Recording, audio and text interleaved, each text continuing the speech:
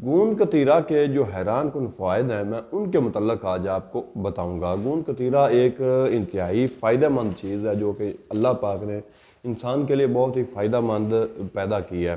تو اس کو آپ نے استعمال کیسے کرنا ہے، اس کے فائدے کیا کیا ہیں، اس کو کیسے استعمال کر کے آپ اپنے آپ کو فائدہ پہنچا سکتے ہیں۔ تو سب سے پہلے میں آپ کو بتاتا چلوں کہ اس کے فائدے کیا ہیں۔ گوند کتیرہ جو ہے یہ ایک بیسیکلی ایک ٹھنڈی چیز ہے، گوند ٹائپ ایک چیز ہے۔ اس کو اگر آپ بھگو دیں تو یہ پھول جاتی ہے۔ تو سب سے پہلے جو بات اس کے متعلق ذہن میں آتی ہے تو یہ ایک مغلظ آئٹم ہوتی ہے، مغلظ یا مولد منی ہوتی ہے۔ تو اس کا فائدہ یہ ہوتا ہے کہ اگر آپ کو پیشاب سے پہلے یا بعد میں قطرے آتے ہیں تو اس کے استعمال سے وہ بھی رک جاتے ہیں۔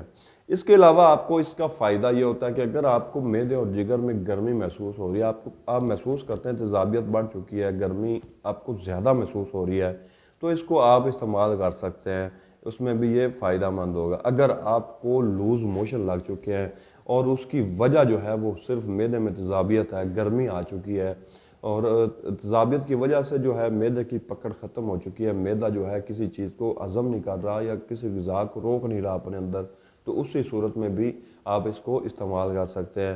اس کے علاوہ آپ اس کو کسی مغلظ میں بھی استعمال کر سکتے ہیں۔ یہ مغلظ بھی ایک بہت اچھی قسم کا مغلظ بھی ہوتا ہے۔ اس کے علاوہ یہ معدے اور جگر کو تقویت دیتا ہے، مثانے کو تقویت دیتا ہے۔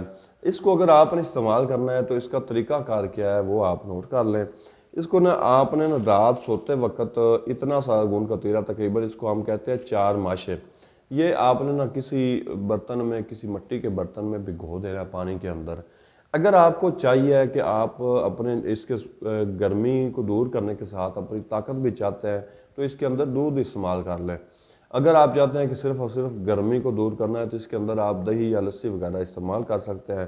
تو اس طرح یہ ایک بہترین چیز تیار ہوگی آپ کے سامنے، جس کو آپ استعمال کریں گے تو معدے، مثانے اور جگر کی گرمی کے لیے یہ فائدہ مند ثابت ہوگی، اور انشاءاللہ آپ کی جو گرمی کے جو امراض ہیں ان سے آپ کو چھٹکارا ملے گا۔